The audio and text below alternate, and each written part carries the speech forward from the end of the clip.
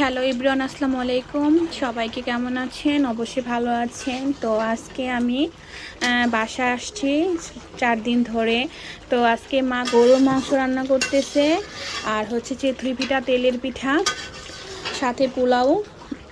আজকে তো ভালো করেই খাবো, মজা করে। মার হাতের রান্না তো বেশ মজা, যেখানে যাই না কেন, যেখান থেকে খাই না কেন, মার হাতের মতো রান্না হবে না। তো আজকে মাটির চুলায় রান্না করতেছে গরুর মাংস।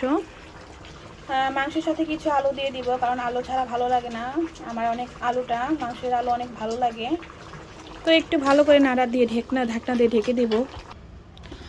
আচ্ছা, আপনারা দেখেন, আমার চাচি এখানে পুঁই শাক লাগিয়েছে।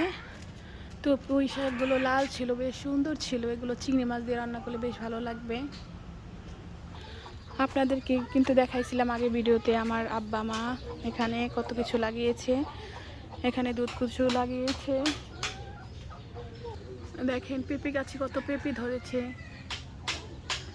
এটা হচ্ছে আতাফল গাছ, এটা লাল পেয়ারা গাছ, এটা কাগজি লেবু। এই গাছে অনেক লেবু ধরেছিল, হাজার হাজার লেবু ধরেছে। আগের ভিডিওতে দেখাইছি আপনাদেরকে। আর এটা করমজা গাছ। তো গ্রাম দেখাইতে দেখাইতে ভুলে গেছি পিঠার কথা। তো আমার মার হাতের পিঠা দেখেন, চিতই পিঠা অনেক সুন্দর হয়েছে, কিন্তু এই একেবারে তুলতুলে নরম। সাথে আরও তেলের পিঠাও বানাইছে, দেখাচ্ছি আপনাদেরকে।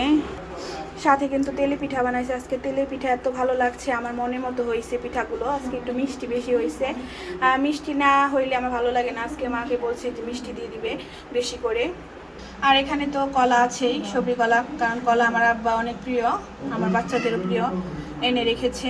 আরও সাথে লাউয়ের তরকারি ডাউল দিয়ে রান্না করেছে।